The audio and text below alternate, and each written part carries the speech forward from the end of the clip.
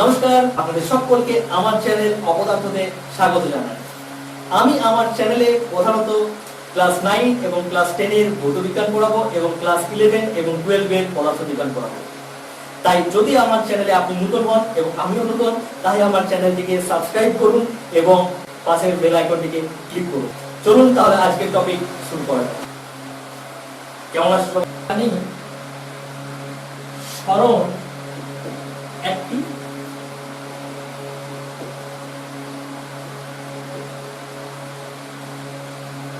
Vector রাশি। সরণ কি? একটি ভেক্টর রাশি। তাহলে আমি যে ভেক্টরের সংজ্ঞাতে বলেছিলাম যে ভেক্টরের মান এবং অভিমুখ দুই আছে, যদি সরণের মান বা অভিমুখ কোনো একটাকে আমি উচ্চ রেখে দিই, তাহলে কি সরণটা সম্পর্কে সম্পূর্ণ ধারণা লাভ হয় কি হয় না? দেখা যাক। সাপোজ এটা হচ্ছে সরণের মান, আমি এখানে দুটো কলাম করছি।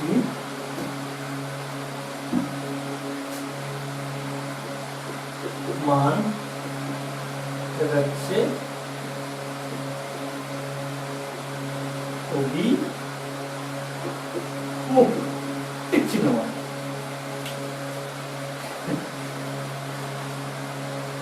সরণ মানে কি? সরণ মানে কি? সরণ মানে গদা বাংলায় আমরা যেটাকে বলি সরা, যেমন সরে দাঁড়া, একটু সর। এই সরা কথাটার অর্থ হচ্ছে সরণ। এটার ফিলিংস পেতে পারি আমরা, মানে এটাকে আমরা বুঝতে পারবো কিভাবে। না, সরণ হচ্ছে কি না, আমি যে পথেই যাই না কেন, আমার প্রাথমিক অবস্থান এবং অন্তিম অবস্থানের মধ্যে যে সরলরৈখিক ডিসটেন্সটা, সেটা সরণের মান প্রকাশ করে। আর প্রাথমিক অবস্থান থেকে অন্তিম অবস্থানের দিকে, মানে যদি আমি এ বি সি পথে যাই, তাহলে আমার সরণ কত? এ থেকে সি এর মধ্যে এটা হচ্ছে আমার প্রাথমিক অবস্থান, এটা হচ্ছে আমার অন্তিম অবস্থান। হ্যাঁ, তাহলে এই প্রাথমিক অবস্থান এবং অন্তিম অবস্থানের মধ্যে যে সরলরৈখিক দূরত্বটা, সেটা হচ্ছে কি সরণের মান। আর প্রাথমিক অবস্থান থেকে অন্তিম অবস্থানের দিকটা হচ্ছে সরণের দিক। ঠিক আছে। তাহলে যখন আমি কাউকে সরতে বলি, তাহলে সেটা কি আসলে সরণ? দেখা যায় এটা একটা বেঞ্চ, এখানে তোমার একটা বন্ধু বসে আছে, তুমি বললে ভাই একটু সর, ভাই সর, কথা বলি সর মানে জাস্ট সরতে বললে। তাহলে ওর দুটো কোশ্চেন আসবে, কতটা সরব, কোন দিকে সরব। দুটো কোশ্চেন, মান কতটা, কোন দিকে সরব, কারণ তার দু সাইডেই ফাঁকা আছে।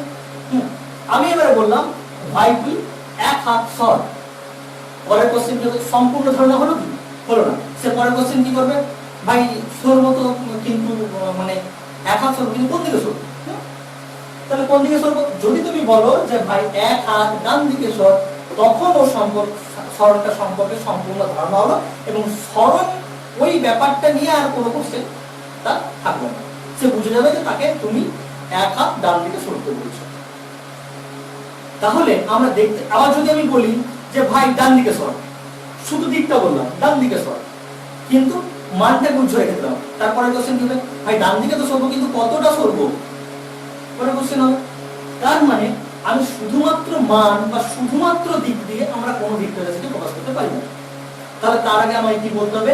না মানও বলতে হবে, অভিমুখও বলতে হবে, তবে সেই রাশিটা সম্পর্কে আমি, সেই ভেক্টর রাশিটা সম্পর্কে আমি সম্পূর্ণ ধারণা লাভ করতে পারবো। ঠিক আছে, এটা বলে দেওয়ার কারণ আছে, কারণ এটা আমার হয়তো ওই ভেক্টরের সংজ্ঞাটার পরেই বলতে হতো, তাহলে হয়তো মানে ঠিক হতো, কিন্তু এটা বলে দিলাম কারণ অনেকের মনে হতে পারে যে ভেক্টর রাশি তো মান ও অভিমুখ দুই আছে, তাহলে এটা কি ফিল করা যায় কিনা? অবশ্যই ফিল করা যায়। ফিল করে আসছি যে ভেক্টরকে প্রকাশ করছিলাম কেন? কারণ আমাদের ভেক্টর বীজগণিত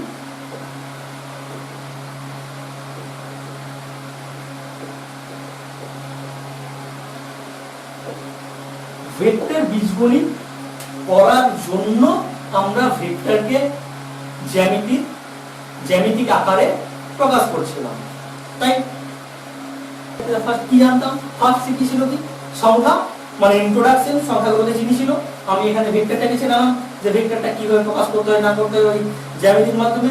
এরপর কি দেখবো, যে ভেক্টরের যোগ, ফার্স্ট যে কোশ্চেনটা সেটা আমাদের ছোটতে সেটা হয় যোগ।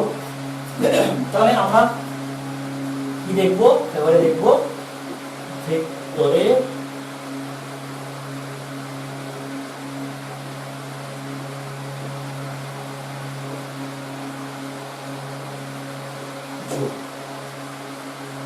আবার এই ভেক্টরের যোগ বোঝানোর জন্য আমি আবার সরণকে রিকল করছি,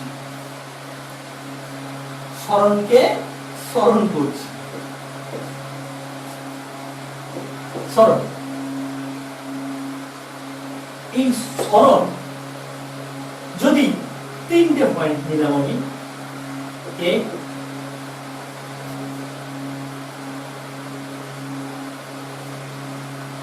এ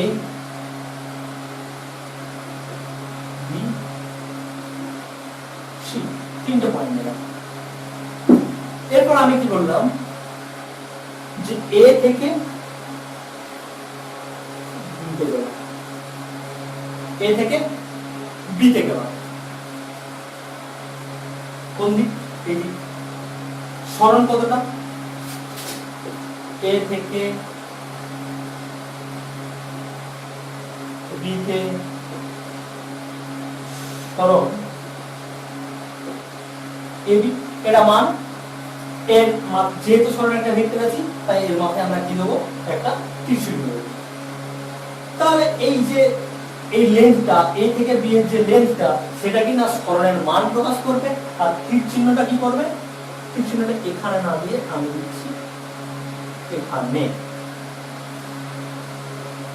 এই সরলরেখাটা কি করবে, এবি সরলরেখার যে দৈর্ঘ্যটা, সেটা হচ্ছে এই সরণটার মান, এবং এই তীর চিহ্নটা হচ্ছে সরণের দিক, অর্থাৎ এ থেকে বি এর দিকে।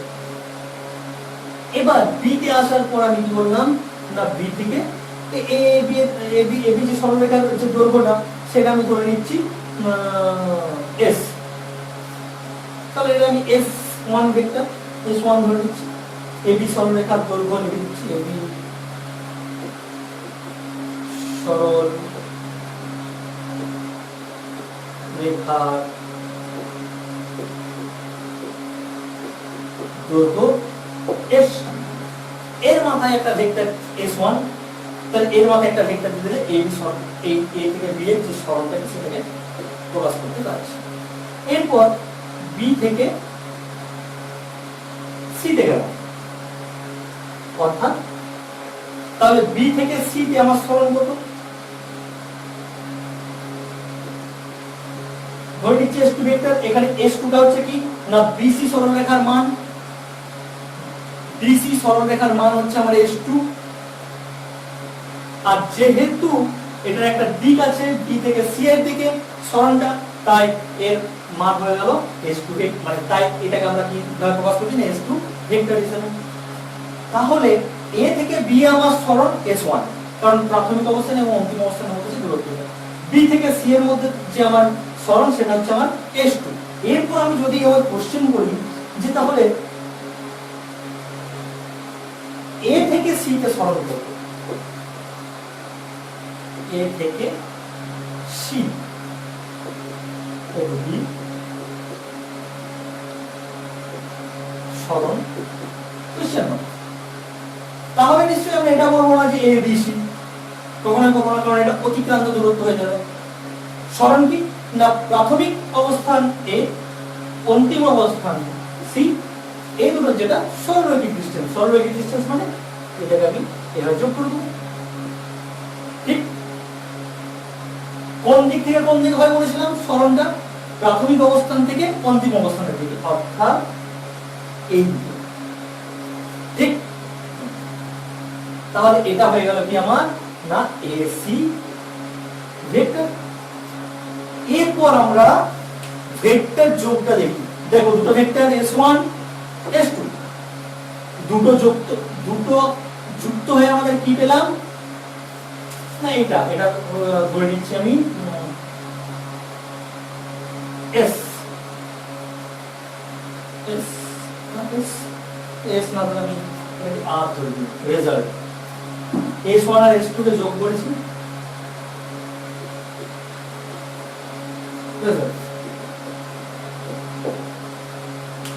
তাহলে কি S1 দূরত্ব S1 সমান হলো S2 সমান হলো এই S1 আর S2 কে যোগ করে আমি কি পেলাম না R পেলাম তাই তো যোগই তো হলো কিন্তু সরাসরি S1 আর S2 এর মান কিন্তু যুক্ত হয়ে গেল না কারণ আমি বুঝতে পারছি এই চিত্রটা থেকে বুঝতে পারছি যে S1 আর S2 কে যোগ করলে আমি R এর সমান পাবো না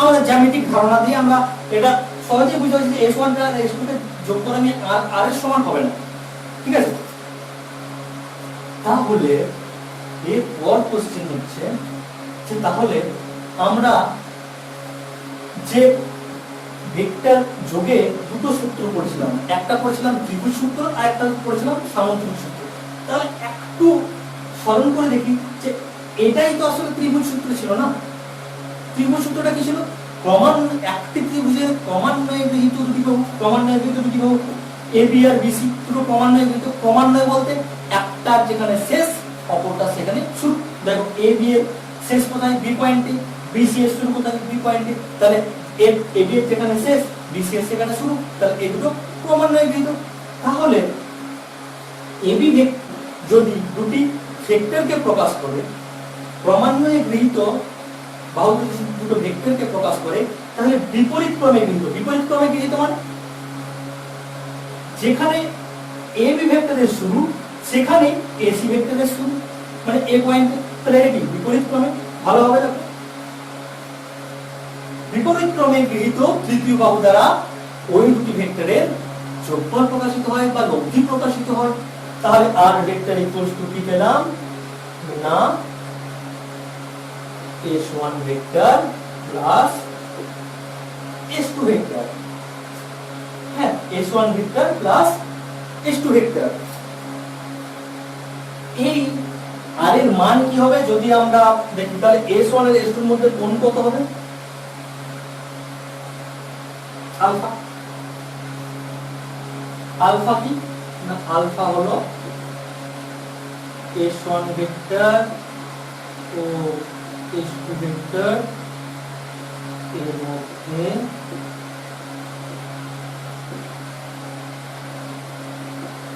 কোণ ঠিক এরপর এই আর এর মান কত হবে আমরা তো জাস্ট এগুলোকে বলে দিলাম কিন্তু এর মানটা তো ক্যালকুলেট করতে হবে যে এইভাবে আমরা যোগ করি তাহলে যোগ করি কিভাবে যোগ করি সেটা ত্রিভুজ সূত্রের মধ্যে বলা আছে এটাকে যদি আমরা ডিরাইভ করি এর মানটাকে ডিরাইভ করি তাহলে আমরা কি পাবো না r ইকুয়ালস টু হয় root over of s1 square plus s2 square plus 2s1 s2 cos alpha এরপর এটা এটা তো r এর মান r ভেক্টরটার মান হলো এটা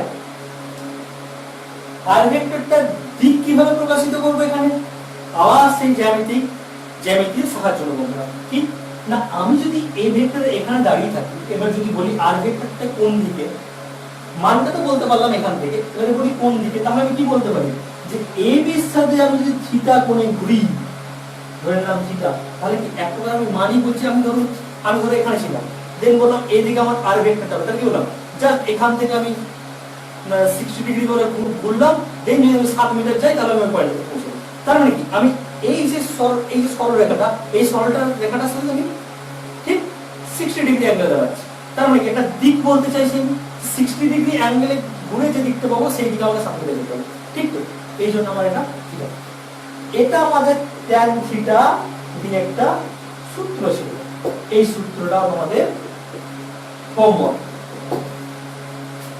এটা একবার তোমরা দেখে নিও যে এর মানটা কত ছিল চাইলে পুরো প্রুফটা একবার দেখতে পারো তাছাড়া ক্লাস 11 এর ক্লাসটা যখন করাবো তখন তোমরা সেখানেও ফলো করতে পারো কিন্তু আমি বলবো যে ক্লাস 11 এর বইটা খুলে একবার tan থিটার মানটা যদি ভুলে গেছো তোমরা কিভাবে বের করা হয়েছিল থিটার মানটা কত সেটা একবার দেখবে এটা হলো তোমার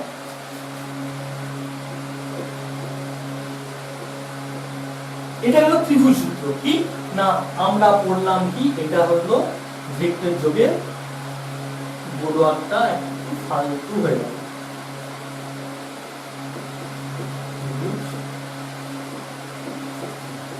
লেখার জায়গায় তো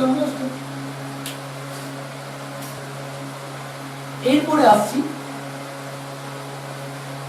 আরেকটা কি পড়েছিলাম,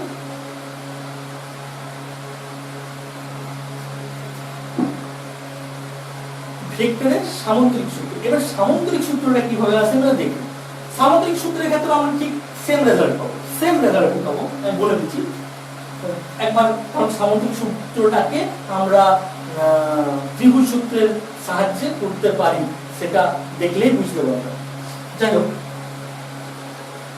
যদি এখানে একটা ধরো দণ্ড আছে, একটা ব্লক আছে, এই ব্লকের এই পয়েন্ট থেকে দুটো সুতো নিয়েছি, দেখা যাচ্ছে একটা ব্লক নিয়েছি, এই ব্লকের এখানে আমি দুটো সুতোকে বেঁধেছি, দিয়ে এখানে একজন আছে, এখানে একজন আছে, এ কি করছে এইদিকে টানছে, টানছে মানে বল প্রয়োগ করছে, টানা বলতে বল প্রয়োগ করা। তাহলে আমি ধরে নিলাম F1 বল প্রয়োগ করছে আর এ ওদিকে টানছে, F2 বল দিয়ে টানছে। তাহলে এ এদিকে টানছে, ও ওদিকে টানছে, এর সরণ কোন দিকে হবে? এদিকে হবে না এদিকে হবে না, इसका ना उसका, ये तो बीच से जाएगा बाबू, ये इधर से। তাহলে না এর দিকে যাবে না ওর দিকে যাবে, যাবে কোন দিকে? সরাসরি। এরপর আমি একটু এটাকে কমপ্লিট করি। কি হলো? সামন্তরিক সূত্র হলো। দেখো এই দুটো ভেক্টর সামন্তরিক সূত্রে কি বলা ছিল? একটা সামন্তরিকের দুটো সন্নিহিত বাহু যদি দুটো পরস্পর ভেক্টরকে প্রকাশ করে, এই সামন্তরিকটার এটা যদি ধরি A B C D, A B C D সামন্তরিকের A B বাহু আর এ বি বাহু পরপর দুটো সন্নিহিত বাহু কি করছে? দুটো ভেক্টরকে প্রকাশ করছে, F1 ভেক্টর F2 ভেক্টর। তাহলে ওই দুটি বাহুর ছেদবিন্দু কোনটা? এ দিয়ে অঙ্কিত যে কর্ণটি সেটি কি করবে না F1 F2 এর লব্ধি প্রকাশ করবে। তাহলে এটা হলো আমার F1 প্লাস F2। F1 আর F2 এর মধ্যে কোণ কত? Alpha, again alpha.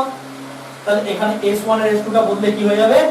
S1 এর বদলে হয়ে যাবে F1, দেন তাহলে যাবে F1 square plus F2 square plus 2F1 F2 cos alpha. Alpha means F1 আর F2 এর মধ্যে যে মধ্যবর্তী কোণটা সেটা হচ্ছে আমাদের আলফা। আর F1 প্লাস F2 এই যে আরটা পেলাম, এটার দিকটা কিভাবে প্রকাশিত হবে? এগেইন সেই জ্যামিতির সাহায্য নেব। কি নেব না AB যে ভেক্টরটা, ওই AB ভেক্টরটার সাথে কত কোণ করেছে এইভাবে ঘুরবো না, এতটা ঘুরবো না, এতটা ঘুরবো, ঠিক আছে? তাহলে এটা হয়ে গেল আমাদের থিটা। যাই হোক, আজকে এতদূর অবধি। নেক্সট ভিডিওতে আমরা ক্রস প্রোডাক্ট, ডট প্রোডাক্ট অর্থাৎ ভেক্টরের গুণফল নিয়ে আলোচনা করব। ধন্যবাদ আমার ক্লাসটি সম্পূর্ণ দেখার জন্য। আমার চ্যানেলটিকে সাবস্ক্রাইব করুন, পাশের বেল আইকনটি ক্লিক করুন। পরবর্তীকালে আমি আরো নতুন নতুন ভিডিও নিয়ে আসব এবং সমস্তটাই হবে বাংলা মাধ্যমের ছাত্রছাত্রীদের জন্য, এবং যতটা পারবো আমার 100% দিয়ে আমি সেই ম্যাটেরিয়াল প্রোভাইড করার চেষ্টা করব। সঙ্গে থাকুন। ধন্যবাদ।